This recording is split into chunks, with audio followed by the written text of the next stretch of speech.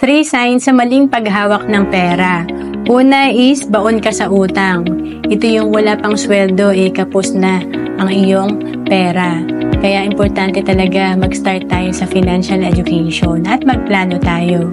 And then, pangalawa, nakikipagsabayan ka sa nakikita mo sa social media.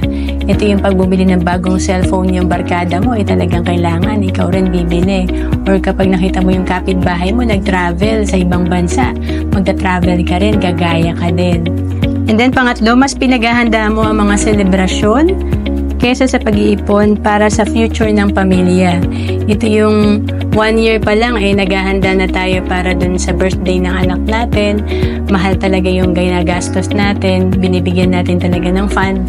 Pero pagdating sa savings natin, yung pinakamura yung gusto nating simulan or talagang dinedelay natin.